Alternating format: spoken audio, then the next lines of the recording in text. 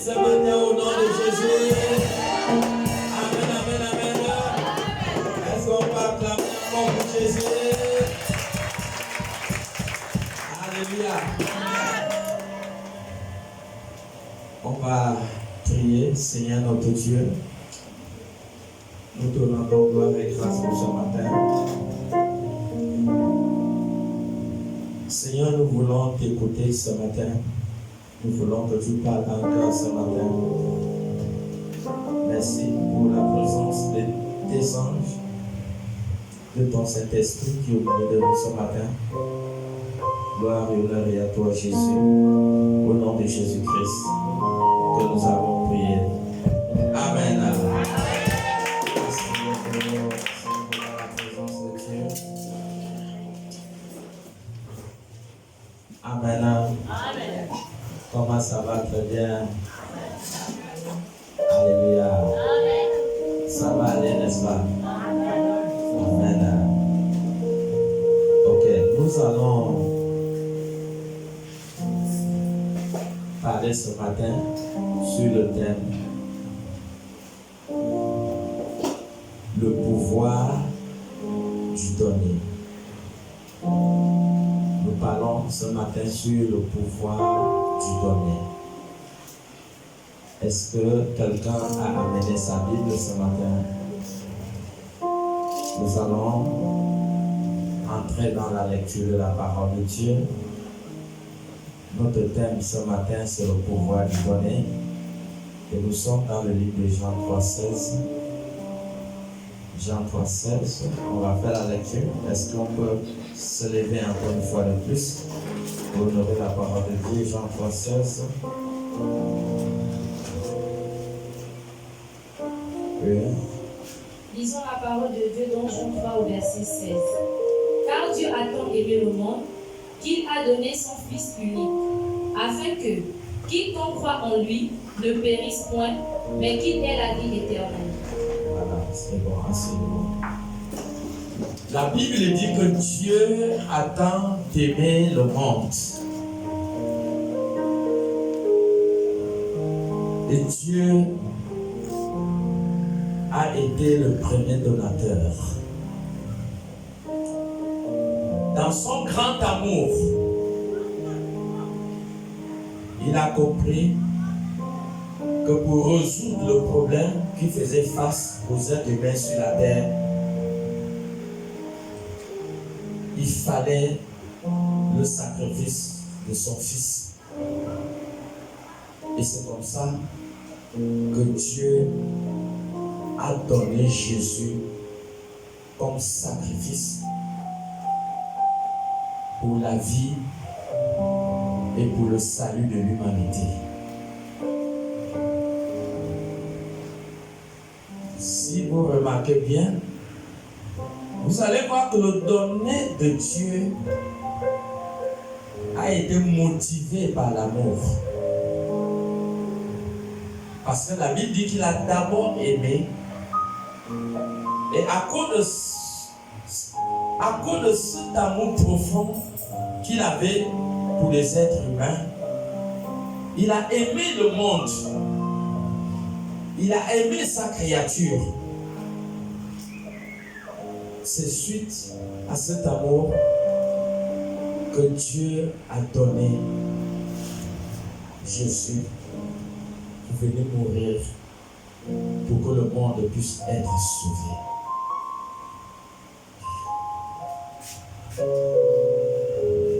Ce n'était pas quelque chose de facile. C'était très difficile.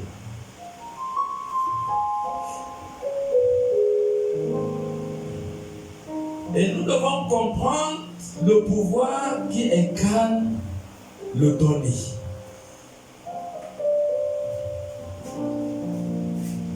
Il y a un pouvoir dans le donner.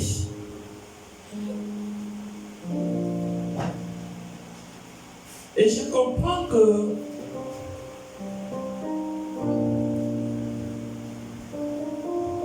L'avarice attire le malheur, ça attire la malédiction.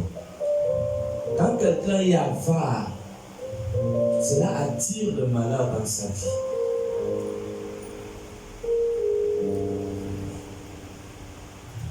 Et voilà pourquoi, quand on marche avec Dieu,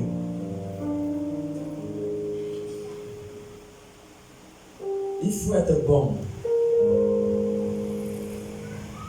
Il faut être quelqu'un qui comprend le pouvoir qui incarne le donner. Établir une alliance aussi, une alliance véritable entre Dieu et vous, sur la base du donner.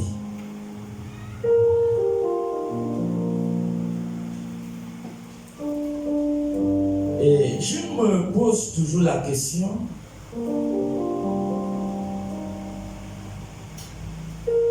que ceux qui mangent souvent la dîme de Dieu,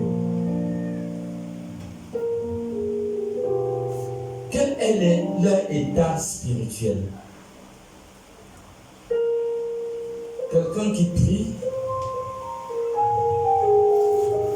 et tu connais les principes de Dieu,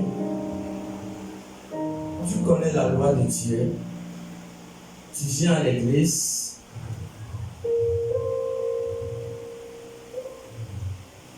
et tu sais que la constitution divine exige le 10e parti de chaque être humain sur la terre appartient à Dieu. C'est la constitution divine.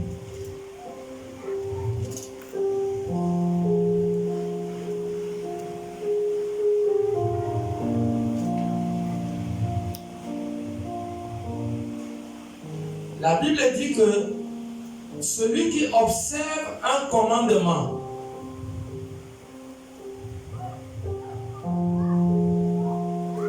et désobéit aux autres commandements devient coupable vis-à-vis de tout.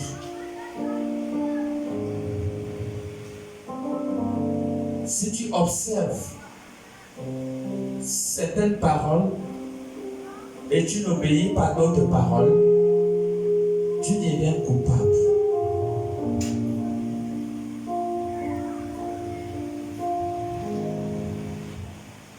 La parole là se trouve Jacques.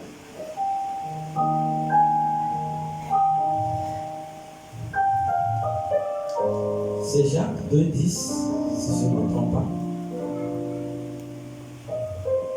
C'est pas ça? Oui. Jacques 2,10. Car quiconque observe toute la loi, observe toute la loi, mais pêche contre un seul commandement, mais tu pêches contre un seul commandement, devient coupable de tous. Comment peux-tu dire que tu pries? Tu pries et tu manges ce qui appartient à Dieu et tu te sens à l'aise. Même dans les choses de terrestres, je prends l'exemple. Tu es avec une femme.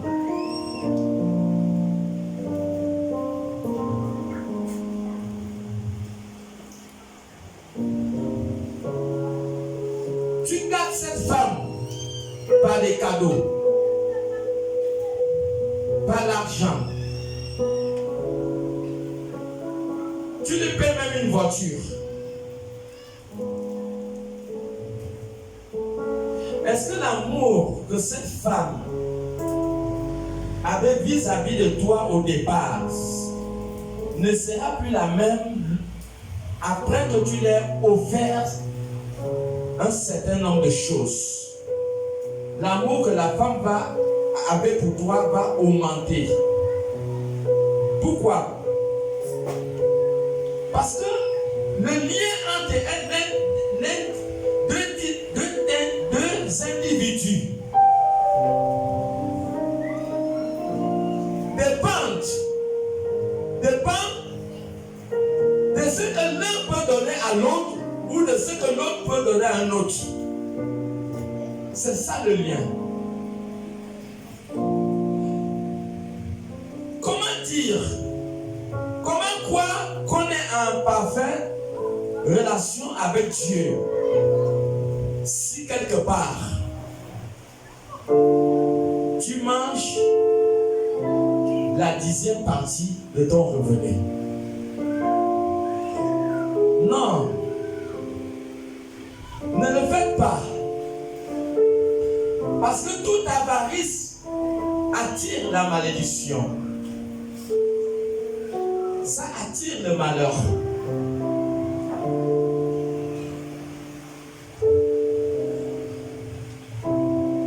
On est juste parce que nous appliquons, parce que nous accomplissons la parole de Dieu. C'est ça. Un homme juste, une femme juste. Parce que tu comprends que tu es en alliance avec quelqu'un et tu dois remplir toutes les formalités qu'il faut pour que cette alliance soit forte.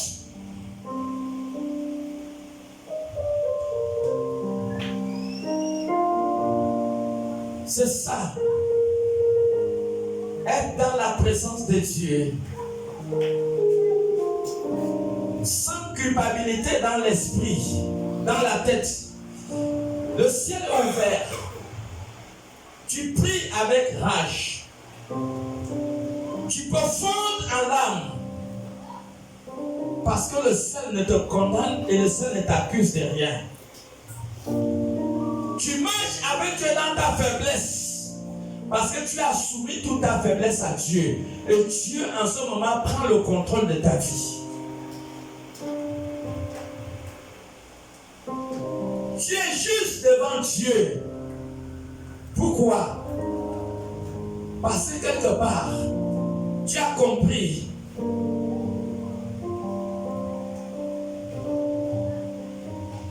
que tu dois appliquer la parole de Dieu.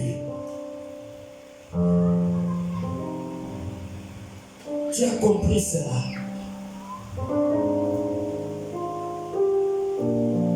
Le lien entre toi et Dieu devient fort. Pourquoi? Parce que tu appliques la parole. Comment te sens-tu dans la présence de Dieu? Tu pries et tu sais que tu ne payes pas ta dîme. Non. Donner sa dîme et de soumettre sa faiblesse à Dieu. Et que Dieu commence à avoir un regard particulier dans ta vie. Que Dieu commence à se souvenir de ta vie, de tes batailles, de tes combats, de tes projets, de tes obstacles. Pourquoi? Parce que dans ton âme et conscience, tu n'es pas coupable. Dans ton âme et conscience, tu es vrai, tu es juste. Pourquoi? Parce que tu as accompli la parole de Dieu. Ta prière est forte. Tu deviens juste devant Dieu. La justice qui s'obtient par la foi au moyen des œuvres.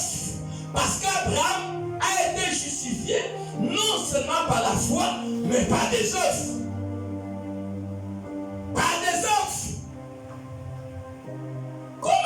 tu te présentes devant Dieu, prétends de dire que tu es vrai. Si tu manges la 10e partie de ton revenu, mais c'est ça ta force. C'est ça qui fait que quand tu prends la voiture pour aller au lit, tu prends la voiture pour aller à l'hôpital, tu ne peux pas te faire monter dans une voiture qui va faire l'accident.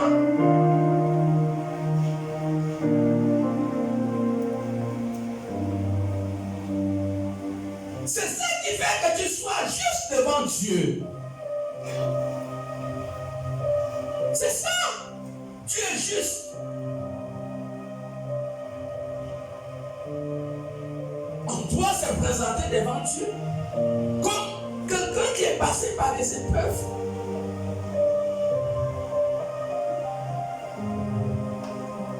Quelqu'un qui a fait ses preuves.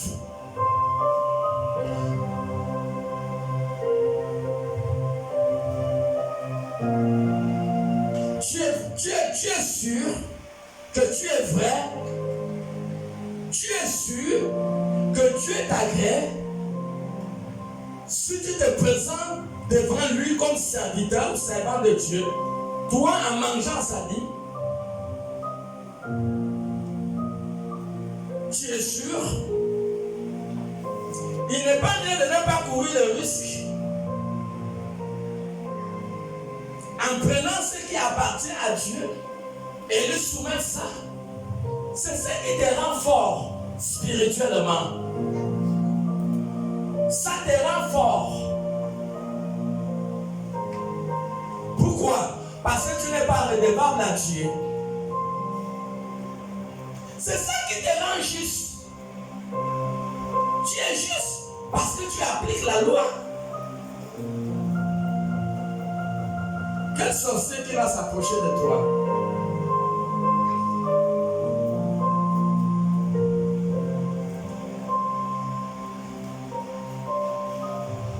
Le diable ne trouvera pas de faille pour t'accuser dans le ciel.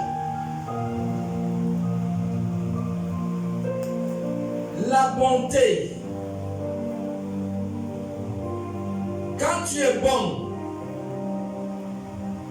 vis-à-vis de Dieu, je vous assure, quand tu payes ta dîme, il y a un lien fort entre toi et Dieu. Écoutons ce matin.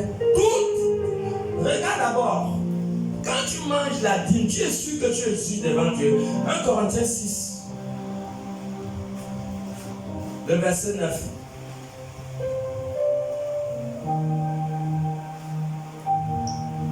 Corinthiens 6 au verset 9. Ne savez-vous pas que les injustes n'hériteront point le royaume de Dieu? Les injustes ne vont pas hériter le ciel.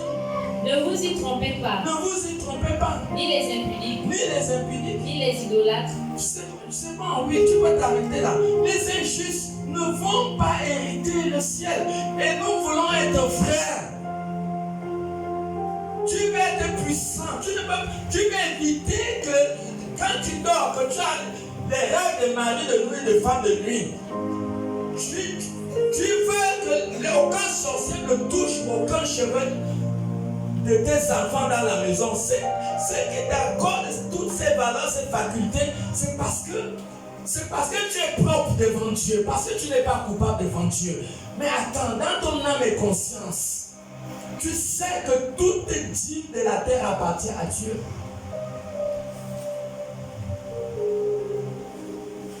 Toute dîme de la terre,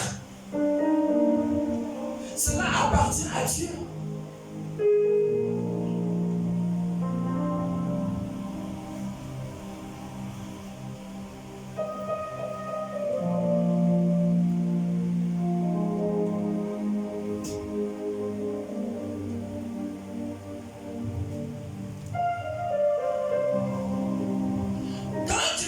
La dîme, tu ne peux pas progresser, premièrement, dans le plan spirituel.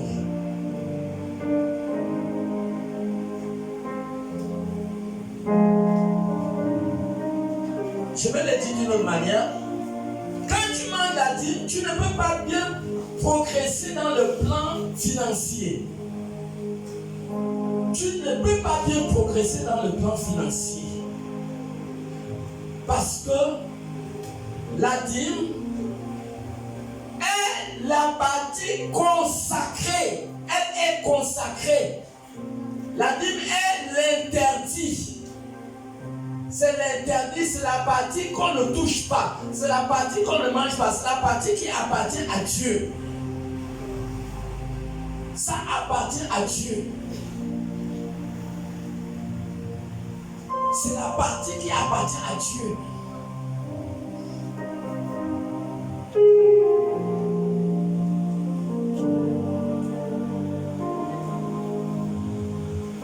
Quand Israël va faire face à Haï,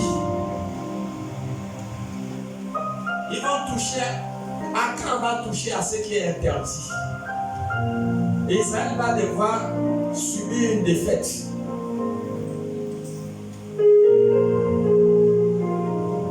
Il y avait ce qui était interdit qu'ils ne devaient pas toucher. On a mis Adam et Ève dans le jardin d'Éden. On a aussi mis quelque chose que Adam et Ève ne devaient pas toucher.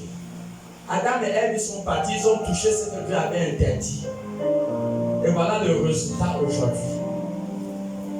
Donc il y a des choses qu'on appelle interdites qui sont sacrées. Et la deuxième partie, elle est sacrée. Quand elle est dans ton argent, je prends l'exemple. Dieu t'a donné 10 000. Dans les 10 000 là, il y a 1000 francs qui appartiennent à Dieu. Si tu manges ces 1000 francs, ça va infecter les 9 000 là. Donc si tu veux faire un commerce, ça ne peut pas marcher. Je prends l'exemple, tu as 100 000, 10 000 appartient à Dieu. Dans les 100 000, tu veux faire le commerce. Les 10 000 que devaient aller à Dieu, tu as mélangé ce qui est sacré. Dans les 90 000 qui te reviennent, tu as pris encore ce qui est sacré, qui appartient à Dieu. Tu as utilisé ça. Tu veux faire le commerce.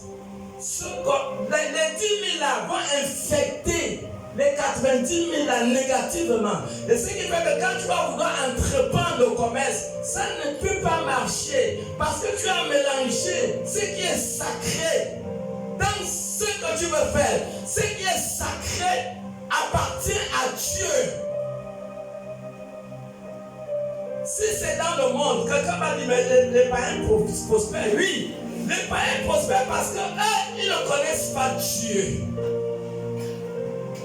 Ils peuvent prospérer, ils ne paient pas la dîme, ils ne connaissent pas Dieu. Mais Dieu sait que le jour qu'ils vont mourir, ils ne pourront pas aller au paradis. Ils vont aller en enfer. Ce qui fait que quand tu viens dans le monde avec une certaine quantité de richesse, tu n'es plus du monde, tu as accepté Jésus. Tu es venu avec des affaires. Si tu viens, tu as tissé alliance avec Dieu. Les données ne sont plus les mêmes. Quand tu tisses l'alliance avec Dieu, automatiquement tu dois appliquer les principes divins. Ça veut dire que les affaires que tu es venu dans le monde, tu dois enlever, à partir de maintenant que tu as accepté Jésus, enlever la 10e partie. Si tu veux que tes affaires continuent à prospérer, mais si tu viens dans le monde, tu avais des richesses, et que tu pries, et que tu manges la dîme, tu verras que dans le monde tu prospérais, mais une fois que tu es venu en Christ, tes affaires vont commencer à connaître la faillite. Pourquoi? Parce que tu es entré dans l'alliance et tu as désobéi à un principe divin. Et voilà pourquoi vous pouvez voir que certaines personnes qui acceptent le Seigneur, quand ils étaient dans le monde, ça marchait, mais quand ils viennent en Christ, ça ne marche plus. Pourquoi? Parce qu'ils ont violé la constitution divine. Quand tu as une alliance avec Dieu, la parole doit être appliquée.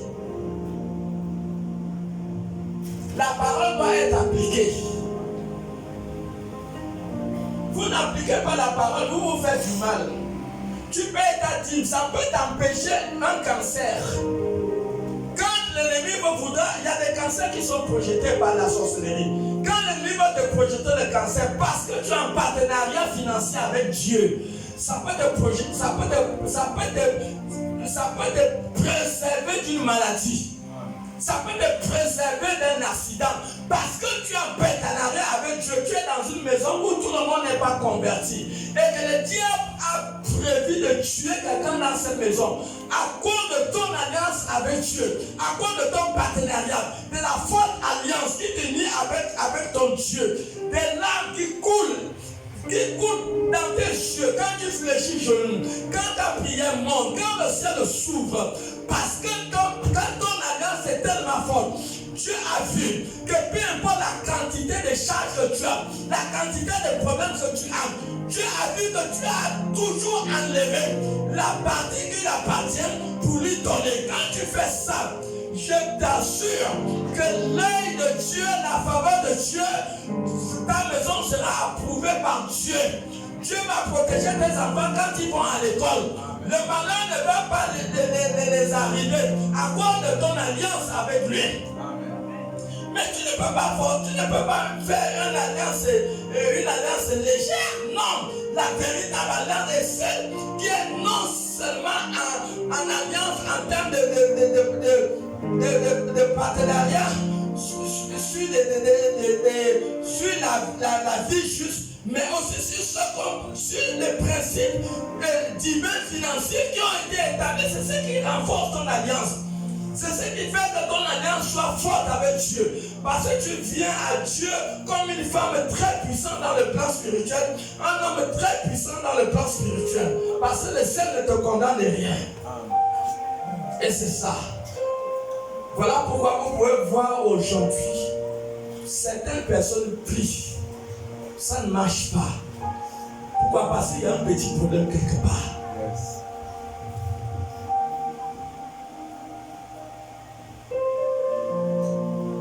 La vie, c'est le partage. C'est le partage. La vie, c'est le partage. Il faut être bon. Ne sois pas avare. Ne vois pas une douleur, une souffrance. Et que cela ne te fasse rien.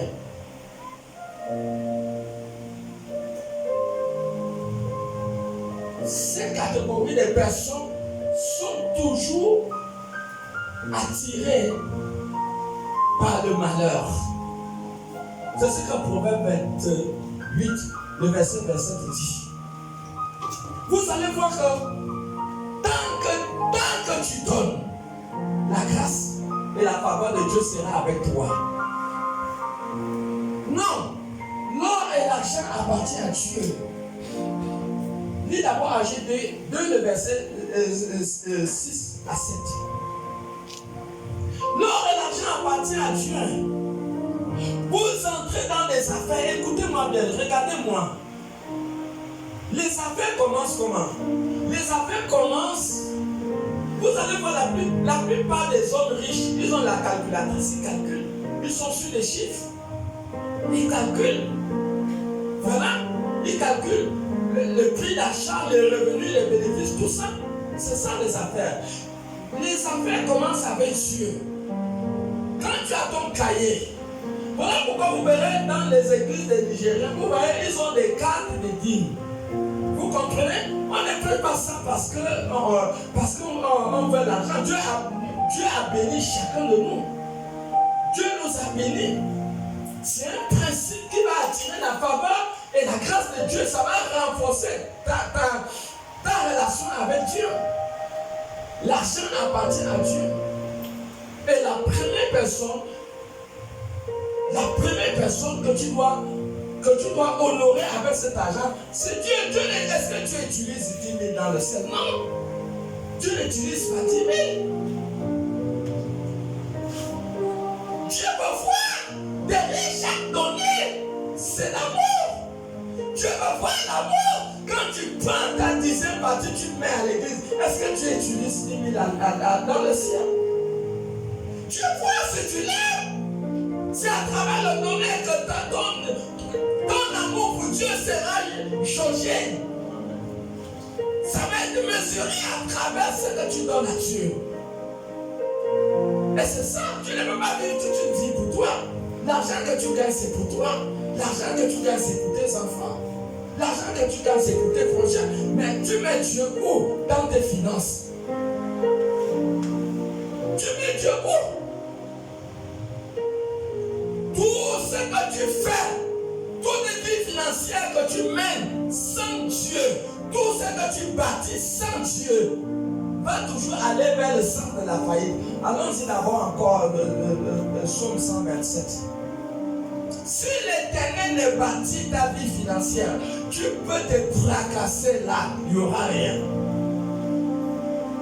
Vous savez, lis d'abord psaume 127. Psaume 127 à partir du verset 1. Cantique des décrets de Salomon.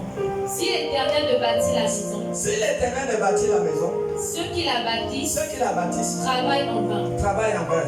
Si l'Éternel ne garde la ville, si l'Éternel ne garde la ville, celui qui la garde veille en vain. En vain vous levez-vous matin. Vous coucherez-vous tard. Et mangez-vous le pain de douleur. Il en donne autant à ses bien-aimés. Tu peux t'arrêter là. Si l'Éternel ne bâtit, si l'Éternel n'est pas au centre, si l'Éternel ne se trouve pas dans ta vie financière, toi-même tu sais que c'est l'échec. Tu fais une affaire où Dieu ne se trouve pas dans cette affaire financière. Est-ce que tu vois? L'or et l'argent appartiennent à Dieu. Agé 2, 6 à 8. Agé 2 du verset 6 à 8. Car ainsi parle l'Éternel des armées. Ainsi parle l'Éternel des armées. Encore un peu de temps. Et j'ébranlerai les cieux. Et la terre. La mer. Et le sec. Oui. J'ébranlerai toutes les nations. Les trésors de toute nation. Viendront. Et je remplirai de gloire cette maison. Dit l'Éternel des armées. Continue. L'argent est à moi.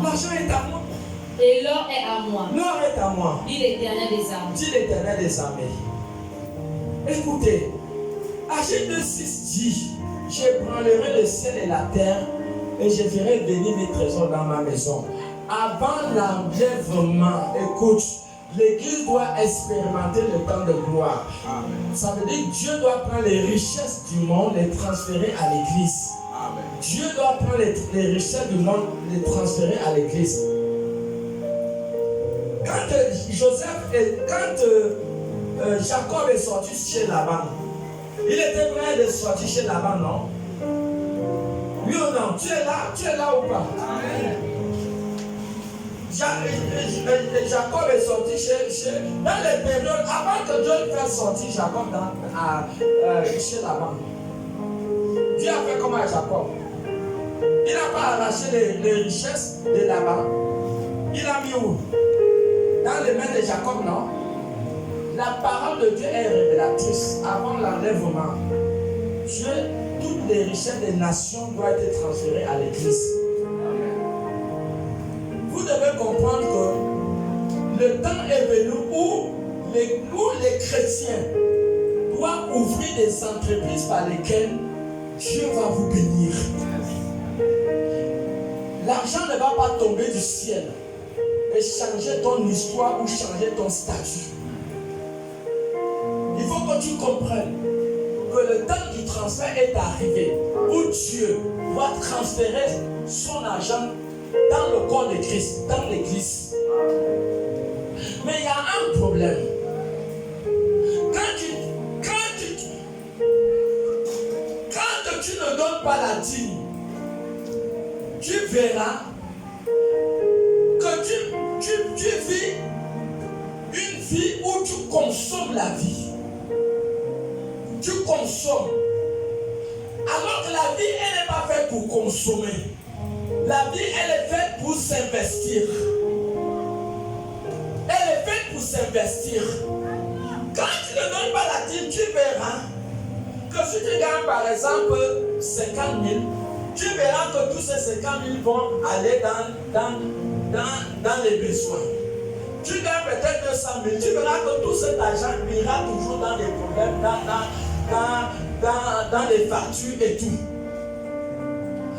Tu verras que tu n'auras pas l'idée de créer une affaire, de créer une entreprise. Pourquoi? Parce que celui qui t'élève financièrement, c'est Dieu. Et quand Dieu, comment Dieu fait pour t'élever? Dieu t'élève sur la base d'un contrat bien établi. Dieu remplit toutes les conditions financières, à savoir la dîme. Quand tu payes ta dîme, la première chose que Dieu va te donner, Dieu ne te donne pas l'argent, Dieu ne te donne pas l'argent physiquement. Dieu va te donner l'idée. Vous comprenez? Dieu va te donner l'idée. C'est cette idée qui fera que demain, tu vas avoir une entreprise. C'est cette idée qui fera que demain, tu vas avoir une affaire. Mais tant que tu manges la partie qui appartient à Dieu, il ne peut pas avoir progression financière dans ta vie. Parce que quand tu manges ce qui appartient à Dieu, tu t'éloignes de Dieu. Quand vous verrez dans Malachie 3, il dit revenez à moi. Vous voyez? Donc à chaque moment que tu manges la partie qui appartient à Dieu, tu t'éloignes de Dieu. Lis-nous Malachie 3 un peu. 7 à 10. Il dit revenez à moi. Revenez à moi. Vous voyez? Quand on mange ce qui appartient à Dieu, on s'éloigne inconsciemment de Dieu sans s'en rendre compte. Sans s'en rendre compte. Et quelqu'un va dire non, on ne peut pas, on ne doit pas payer la dîme patati patata. Maman, écoutez bien, est-ce que tu es là? Si tu es là, dis Amen. Amen. Abraham est le premier donateur de la dîme. Abraham a donné la dîme à Melchisedec.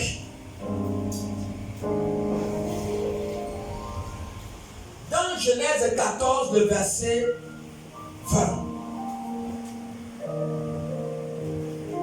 Abraham va prendre la dîme, il va donner à Melchisedec. La dîme existe 1334 ans avant la loi, avant la naissance de Jésus. Elle existe 1334 ans, donc ça veut dire 13 générations. Parce que la Genèse, c'est un livre de la foi. Elle existe 13 générations avant l'arrivée de la loi.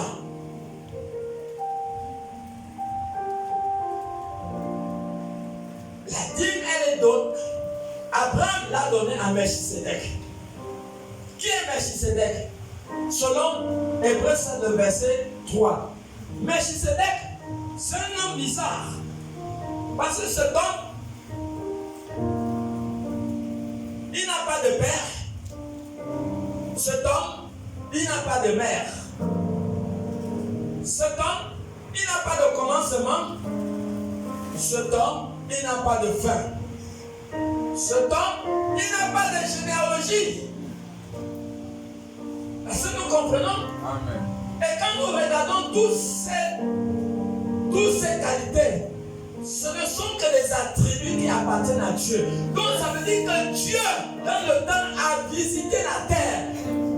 Il a pris l'apparence de l'homme. La même manière que Dieu a visité Abraham, dans Genèse 18, Dieu a envoyé ses anges qui ont pris l'apparence de l'homme. C'est la même manière que Dieu, dans l'époque, est venu sur la terre sous l'apparence d'un homme. Et Abraham a pris la dîme et lui a donné. Yes.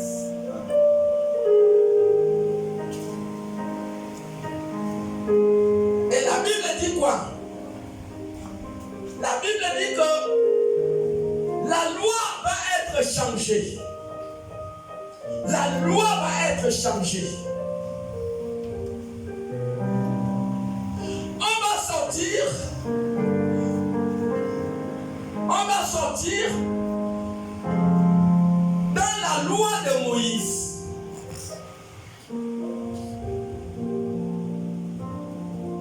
Peut-être je vais le dire d'une autre manière. La loi va changer, mais on va sortir dans tous les sacrifices, toutes les choses qui se faisaient dans la loi. Pourquoi? Parce qu'il y a un nouveau sacrificateur qui devait être établi. Et ce nouveau sacrificateur va servir à la manière de Melchisédek. Il va servir dans la manière de Melchisédek. Son service, son sacerdoce est éternel. À l'époque où des prêtres offraient des sacrifices, il y avait les prêtres qui mouraient. Ils mouraient, donc le sacerdoce a été transmissible de génération en génération. Maintenant, on va établir celui qui est éternel, qui est la personne de Jésus. Parce qu'il opère avec le manteau de Melchisédek. Et c'est lui que la dîme est donnée. C'est la personne de Jésus. C'est lui. Donc voilà pourquoi nous devons comprendre l'importance de pouvoir établir une relation forte avec notre Dieu. Chacun en payant sa dîme, tu établis une relation forte. Tu reviens à Dieu. Tu reviens à Dieu. Tu ne t'éloignes plus de Dieu.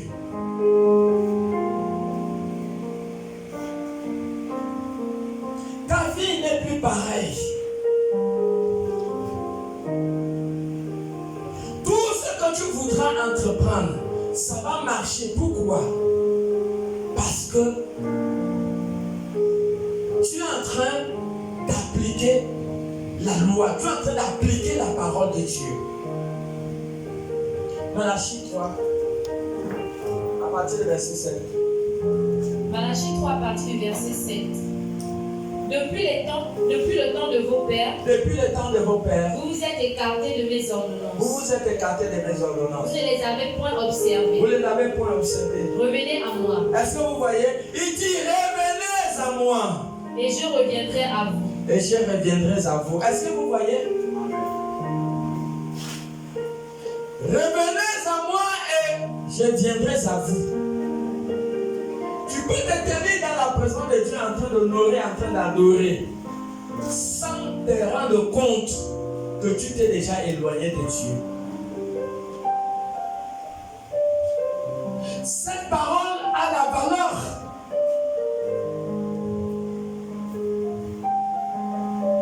Cette parole n'est pas annulée. Continue. Dit l'Éternel des armées.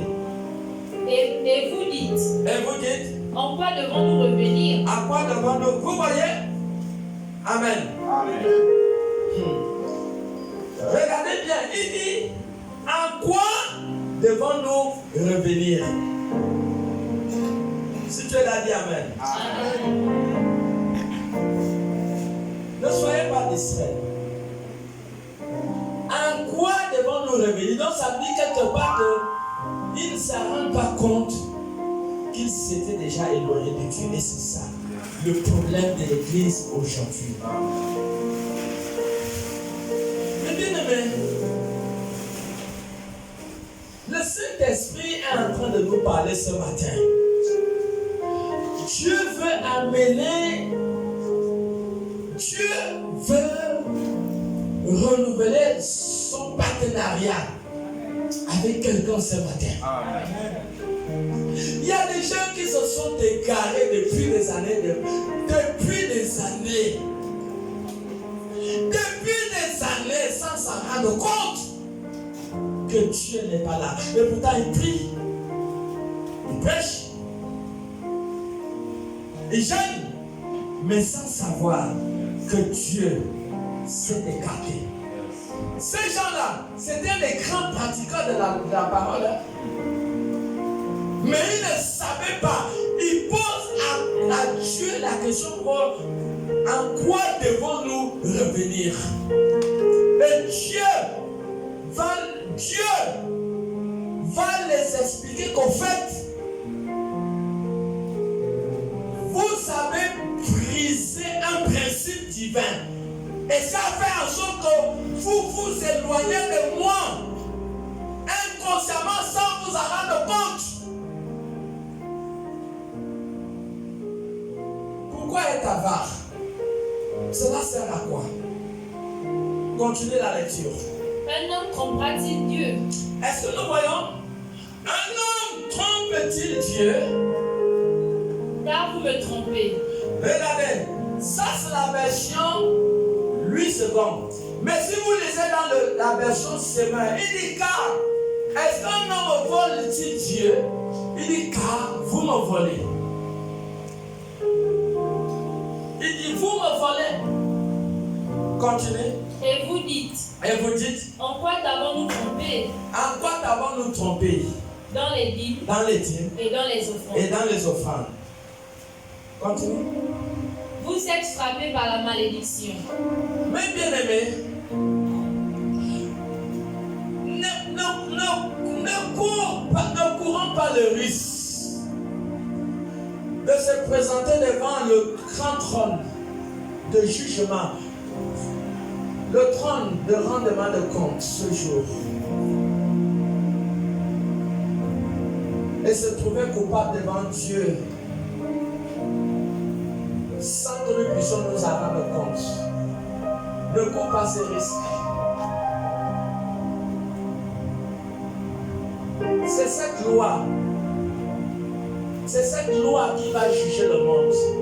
Attrape-la un peu, Jean 12, 48. C'est cette loi qui va juger le monde. Ne cours pas le risque de te présenter devant Dieu sans payer ta dîme et prétendre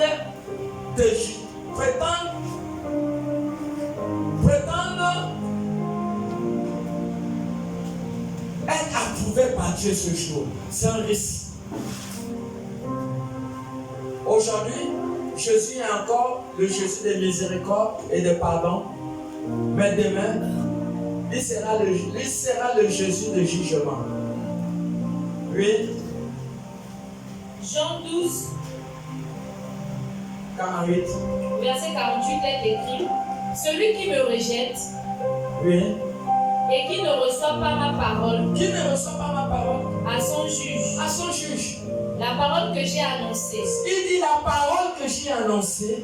C'est elle qui le jugera au dernier jour. C'est la parole qui va juger les gens. Vous comprenez? C'est la parole. Tu ne payes pas ta dîme. C'est cette parole qui va se présenter devant beaucoup de croyants. S'ils disent que c'est annulé, c'est faux. Ils sont 119, le verset 89. La parole est dans le ciel. Vous pensez que ce qui est dans le ciel va être annulé sur la terre? Psaume 119, le verset 89. La parole de Dieu est dans le ciel. Et c'est cette parole qui va juger le monde. Pourquoi courir le risque de se présenter le dernier jour devant Dieu? Tu vas te présenter devant Dieu alors que quand tu vivais, tu ne payais pas ta dîme. Ne cours pas le risque. Présente-toi devant Dieu comme quelqu'un qui payait sa dîme avant que Dieu t'appelle, avant que Jésus n'arrive. Ne fais pas l'erreur de te présenter devant Dieu comme en tant qu'une fraudeuse de dîmes. C'est une manœuvre risquée parce que la parole est dans le ciel, oui. Psaume 119, Psaume 119 au verset 89. À toujours. À toujours. Ô Éternel. Ô éternel. Ta parole subsiste Ta parole subsiste dans les cieux. dans les cieux. La parole subsiste dans les cieux. Et Jésus, Matthieu 5, 17, Jésus n'est pas venu pour abolir la loi. Jésus n'est pas venu pour abolir la loi, non. Matthieu 5, 17. Matthieu 5, 17. À 18, oui.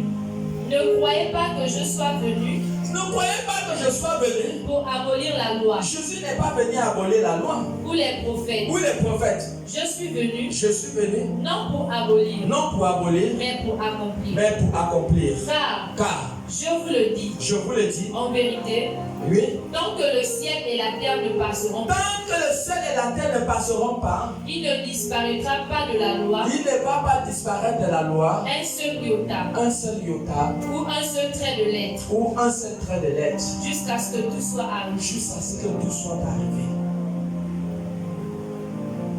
Continue dans Malachie. Et c'est ça.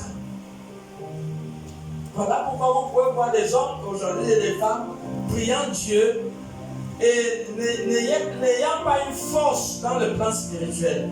Il n'y a pas une force. Il n'y a pas la force de la prière. C'est ce qui fait que vous pouvez voir dans les rêves encore, on vous poursuit.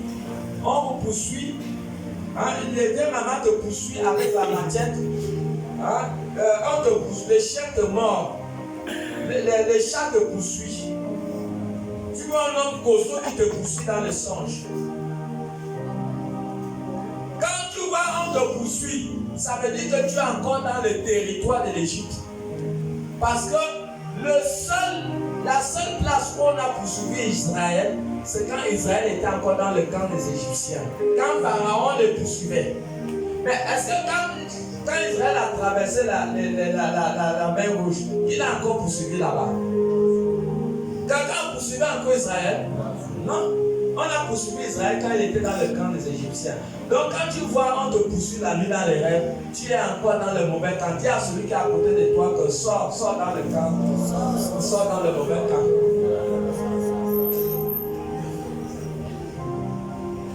Tu es là, tu fais des cauchemars. Oh, c'est comment? Oh, on me poursuit. Comment ça? Tu es fils de Dieu. Comment on va te poursuivre? Ça veut dire qu'il y a un petit problème.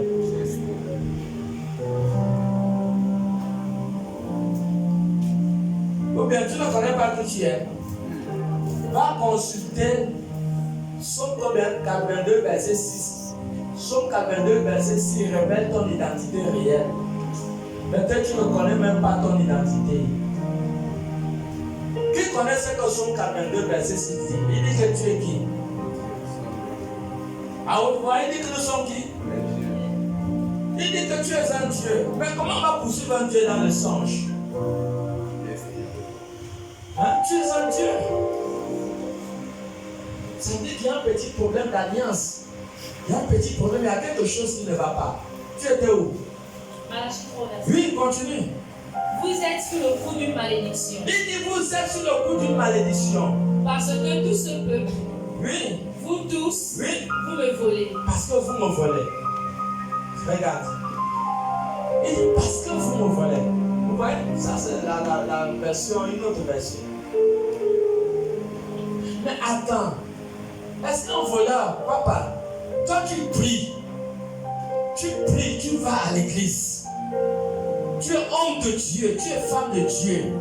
Mais tu ne payes pas ta dîme. Et tu prétends être justifié devant le trône de gloire. Mais la Bible déjà te traite comme un voleur. Les voleurs ne vont pas aller au ciel. Certains qui disent que c'est la loi, tu te trompes. Voilà pourquoi j'ai donné Psaume 119-89. Parce que la parole qui est dans le ciel, aucun homme sur la terre n'a le pouvoir de l'annuler.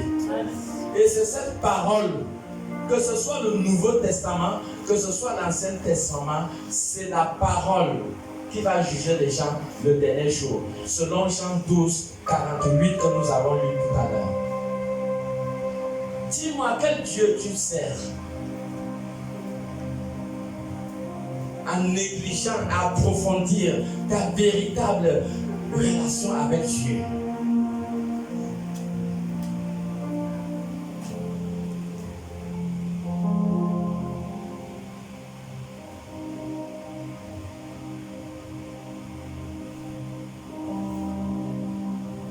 Proverbe 11, le verset 24. Tu négliges tout ce que tu reçois, c'est pour toi, c'est pour tes problèmes, c'est pour ta maison. C'est regrettable parce qu'il y a une puissance. Il y a une puissance dans la 10e partie. C'est la partie sacrée. La partie sacrée. Il ne faut pas laisser ça dans ta maison. Hein. Quand tu regardes Job, quand tu regardes Deutéronome 26, le verset 13, tu verras que on dit dedans que Seigneur, j'ai enlevé la partie sacrée de ma maison. Donc la partie sacrée, ça ne reste pas dans la maison. La partie sacrée, ça ne reste pas à la maison. Ça reste dans l'église. C'est pourquoi, pour que, oui. Proverbe 11, verset 24. Quel qui donne libéralement, Oui. quel qui donne libéralement, Oui. devient plus riche. Quand tu donnes, tu deviens plus riche. Et tel qui épargne à l'excès, ne fait que s'appauvrir. Quand tu donnes, tu deviens plus riche. Tu deviens plus riche.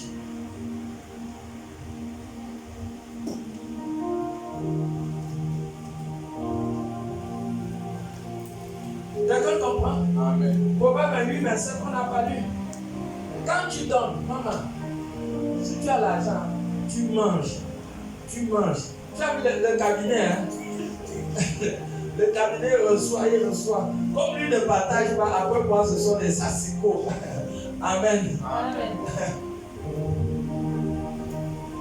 Il mange, il reçoit, mais quand il ne partage pas, qu'est-ce qui est obligé d'arriver? Ce sont les asticots. Ne sois pas avare.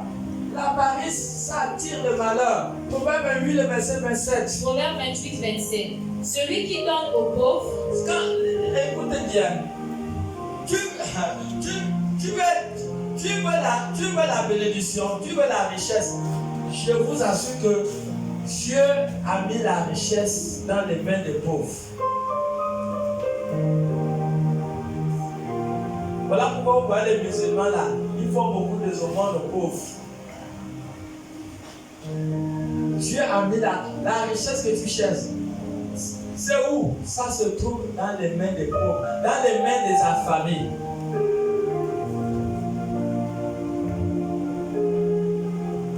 C'est dans les mains des affamés. Continue.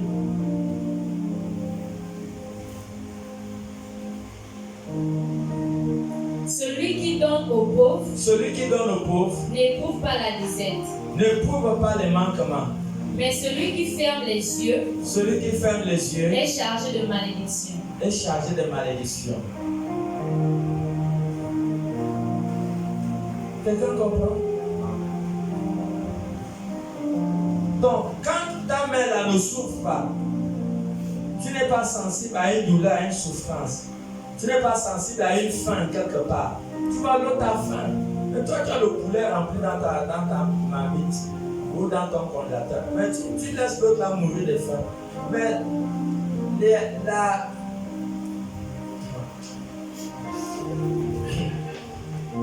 regarde, je ne sais pas si c'est Proverbe 22, 9.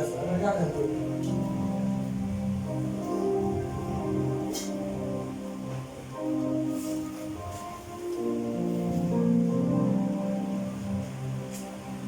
Proverbe 22, 9. L'homme dont le regard est bienveillant L'homme dont le regard est bienveillant, sera béni, il sera béni. Pourquoi? parce qu'il donne de son pain aux pauvres.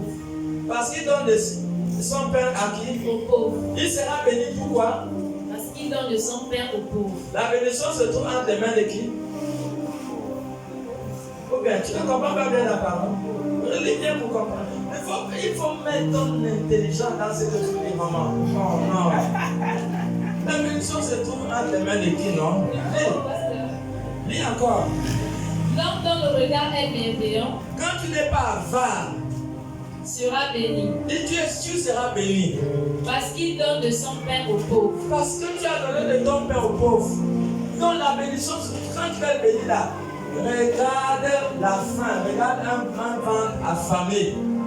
Cherche la bénédiction. La maison là, ils n'ont que des riz, ils n'ont même pas un morceau de poulet. Tu prends 2 morceaux de poulet, tu leur donnes. La bénédiction se trouve dans la maison des pauvres, dans la main des pauvres. Voilà. Est-ce qu'on peut acclamer pour le Seigneur?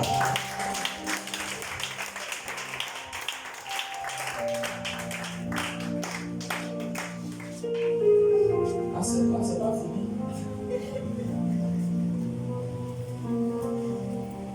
Amen. Dis à celui qui est à côté de toi, j'espère que tu n'es pas avare. Dis, quand on sort là, tu m'amènes chez le malin, tu me payes un morceau de pain au chocolat avec un petit jus.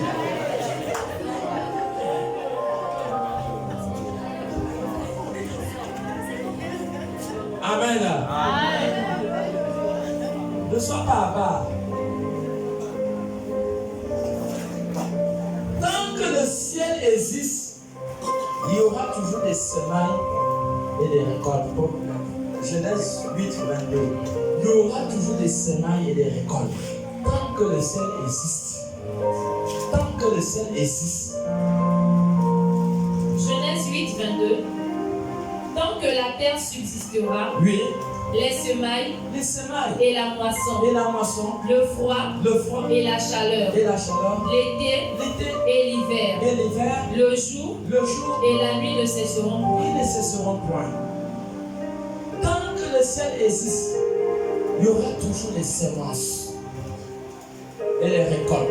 Toujours les semences et les récoltes. Tant que le ciel existe, il faut être celle qui sème.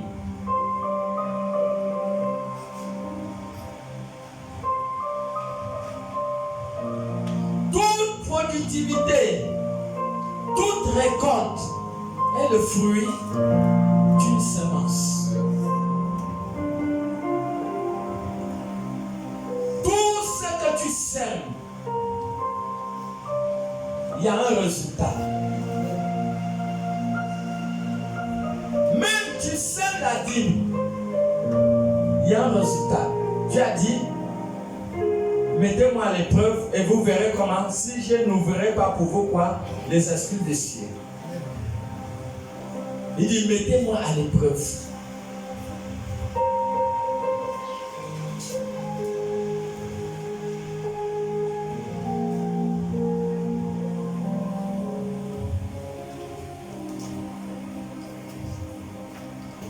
Il est très bon de comprendre le pouvoir qui incarne le donner. Tu as le pouvoir. C'est parce que tu donnes. Tous ceux qui se donnent ont le pouvoir.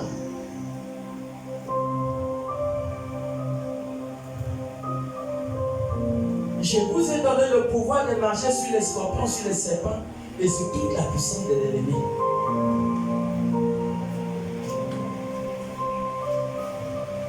Et ce pouvoir, c'est cette capacité d'être sensible aux besoins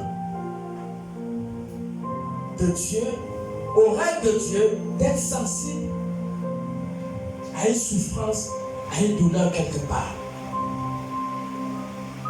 C'est ça le pouvoir.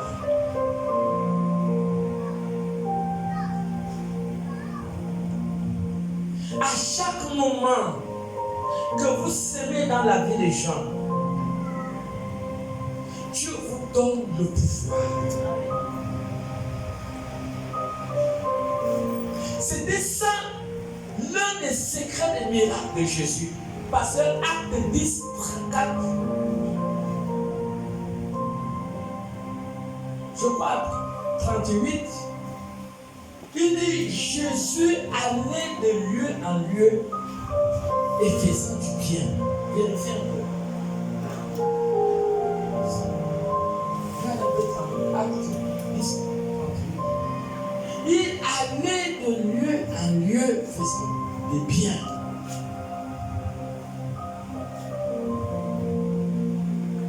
Acte 10 au verset 38. Oui. Vous savez comment Dieu a oint du Saint-Esprit et de force Jésus de Nazareth. Dieu l'a oint du Saint-Esprit. Pourquoi on l'a oint du Saint-Esprit? Qui allait de lieu en lieu. Il allait de lieu en lieu. Faisant du bien. La spécificité de l'onction est de faire du bien.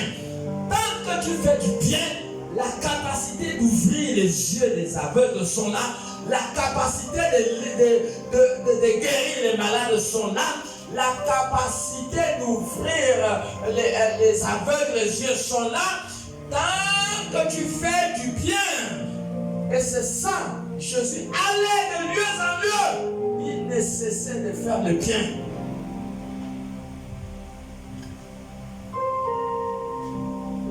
Il n'a pas cessé de faire le bien. Voilà pourquoi il faut être bien. La bonté, maintenant, Somme 89, le verset 3. La bonté a des fondements éternels. Quand tu es bon, tu as des racines qui vont faire que le cercueil et la tombe ne vont pas t'encaisser jusqu'à le temps marqué par Dieu. Amen. Quelqu'un comprend? Amen. La bonté a des vertus éternelles. Ça te donne la longue vie. Quand tu es bon, tu ne peux pas mourir vite.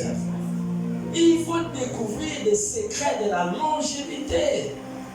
Et la bonté en fait partie. Sois bon envers Dieu. Soyez bon avec tout le monde. Somme 89, 3. Somme 89 au verset 3. Car je dis, la bonté a des fondements éternels. A des fondements éternels. Tu établis ta fidélité dans les cieux. Tu établis ta fidélité dans les cieux.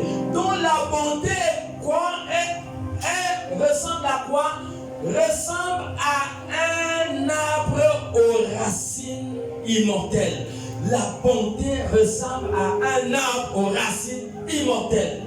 Quand tu es bon, Dieu s'assure de ta vie, de ta longévité. Dieu sera là. Il sera là. Voilà pourquoi il faut s'aimer. Il faut s'aimer.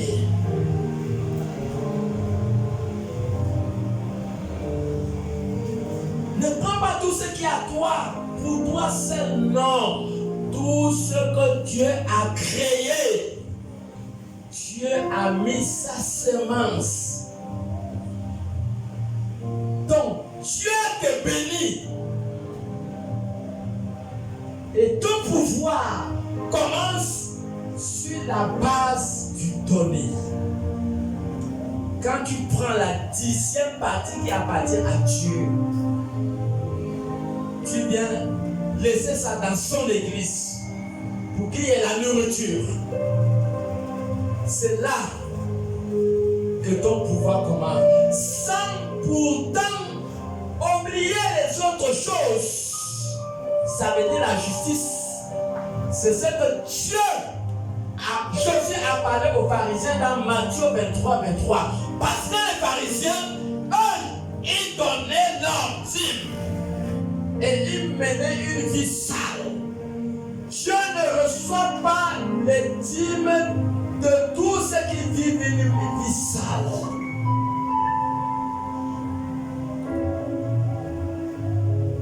La dîme est toujours accompagnée de la justice. Elle est toujours accompagnée accompagné de la justice. On était où? Viens d'abord dans Ésaïe 51. Vous allez voir que le patriarche Abraham, avant qu'il soit agréé, il a d'abord, avant qu'il soit authentifié comme un homme juste, comme un homme plutôt un homme le père de la foi. On l'a qualifié comme père de la foi à travers premièrement la vie juste. Donc si toi tu donnes ta dîme et que tu ne mets pas une vie juste, tu es dans l'erreur. Parce qu'au fait, la chose la plus importante, ce n'est pas d'abord la dîme, c'est d'abord ta vie juste. Et c'est ce que Jésus a dit. Oui, on y va. Ésaïe 51. Oui, 1, 2. Verset 1 à 2. Écoutez-moi. Écoutez-moi. Vous qui poursuivez la justice. Vous qui poursuivez la justice. Qui cherchez l'Éternel. Qui cherchez l'Éternel. Portez les regards sur le rocher. Il dit portez les regards sur le rocher. D'où vous avez été taillé. D'où vous avez été taillé. Sur le creux de la fosse. Sur le creux de la fosse. D'où vous avez été tiré. D'où vous avez été tiré. Portez les regards sur Abraham. Portez les regards sur Abraham. Votre père. Votre père. Et sur Sarah. Sur Sarah. Qui vous a enfanté. Qui vous a enfanté. Car lui seul. Car lui seul. Je l'ai appelé. Je l'ai appelé. Je l'ai béni. Je l'ai béni. Et multiplié. Et multiplié. Il faut une vie juste. Voilà pourquoi Jésus a parlé aux pharisiens. Dans Matthieu 23, 23, il dit comment? Il dit vous donnez la dîme et vous négligez la vie juste. Matthieu 23, 23.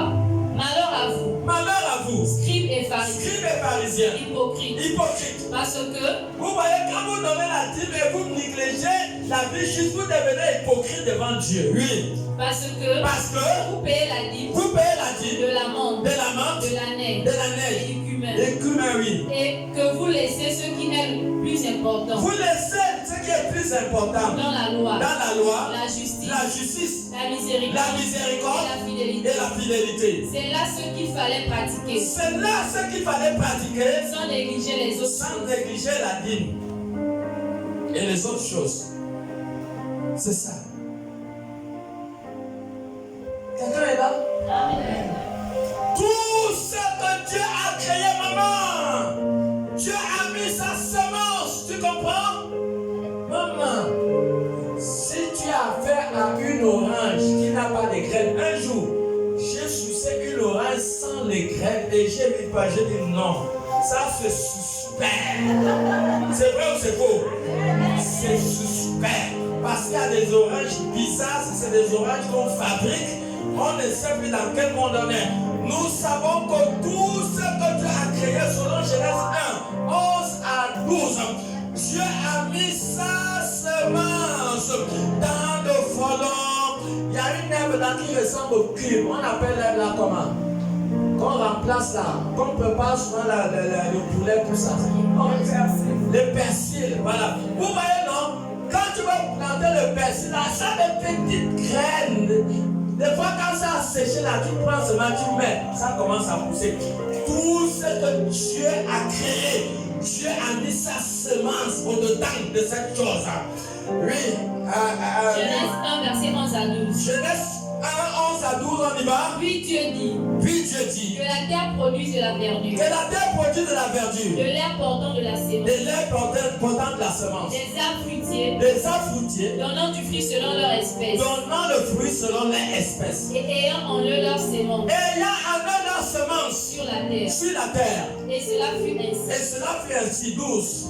La terre produisit de la verdure, La terre a produit de la verdure, de l'herbe portant de la sémence, de l'herbe toujours portant de la semence, selon son espèce, selon son espèce, et des arbres donnant du fruit, les arbres donnant le fruit, et ayant en eux leur sémence, ayant en eux leur semence, selon leur espèce. selon leur espèce. Dieu vit que cela était bon. Il a vu que c'était bon. Tout ce que Dieu a créé, il a mis la semence au-dedans de ces choses. Voilà pourquoi tu vas voir que la mangue, il y a le noyau. L'avocat, il y a le noyau.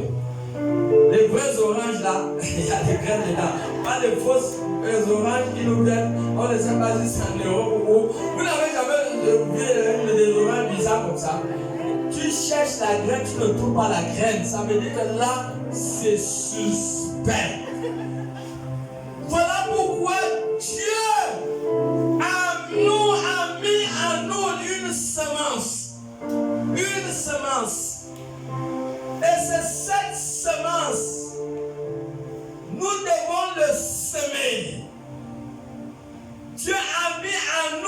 semence que nous devons s'aimer.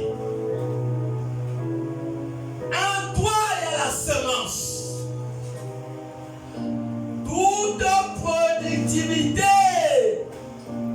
vient de la semence. Ça vient de la semence. Tu veux commencer une affaire, il faut une semence.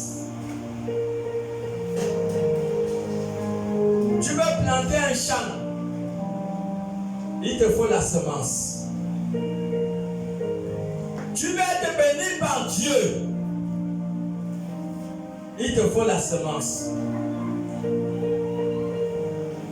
Il y a des récoltes surnaturelles et les récoltes physiques. Tu as donné ta dîme, le ciel s'ouvre, tu as semé, le ciel s'ouvre et tu dois t'attendre à une récolte divine. Tu as semé un champ, tu as planté le maïs, tu dois t'attendre à une récolte naturelle. Tu as donné quelqu'un 5 000 parce qu'il n'avait rien à manger. Tu dois t'attendre à une récolte surnaturelle.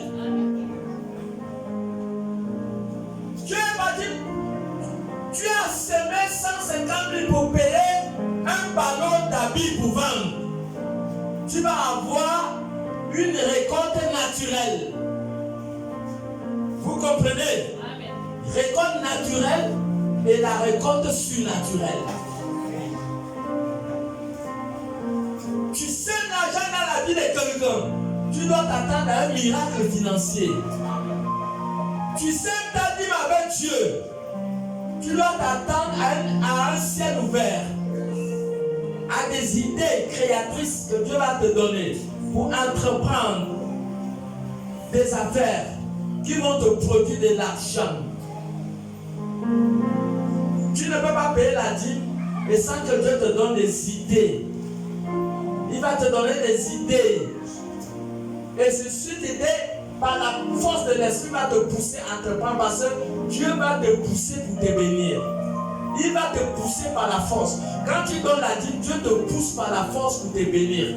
Il va te donner des idées. Il va envoyer des gens te donner des idées. Et avec ces idées, il a la capacité de pouvoir même les fonds de commerce, de pouvoir des finances. Pour t'amener à te bénir. Toute dîme que tu donnes à Dieu t'amène dans une vie financière surnaturelle. Parce que ton ciel est en permanence ouvert. Dieu veille sur ta vie, sur ton avenir. Il veille sur tes enfants. Il veille sur ton foyer. Il veille sur tes batailles, sur tes combats. À cause de ça seulement. Et quand tu te présentes devant Dieu, tu te présentes devant Dieu avec beaucoup la force. Un sorcier ne peut pas te lancer un fusil nocturne. Tu es très fort. Il y a des hommes qui sont très forts spirituellement. Pourquoi? Parce qu'ils saignent pour donner une partie de leur revenu à Dieu. Toujours. Ils ne mangent pas ça. C'est ce qui leur donne la force dans le plan spirituel. C'est ce qui fait qu'on ne peut pas t'envoûter. On ne peut pas tuer ton enfant dans la sorcellerie, non. Parce que tu payes. Tous, même au village, non, les années 1982, je voyais la police venir dans le village de ma mère, venir attraper les papas là qui ne payaient pas l'impôt. C'est vrai, c'est faux. À l'époque, tu ne payes pas l'impôt, maman, la police vient t'attraper au village, on va t'enfermer en prison en ville. Mais aujourd'hui, c'est pas ça. Aujourd'hui, tu vas payer les unités, on enlève l'impôt. C'est vrai ou c'est faux? Tu vas payer canal, on enlève l'impôt. Donc, tout si la terre paye l'impôt. Mais comment toi tu veux marcher avec Dieu, tu ne payes pas l'impôt? Quelqu'un comprend le français là? Quelqu'un était béni? Et donc, nous devons attendre alors pour le Seigneur. Attendons pour le Seigneur.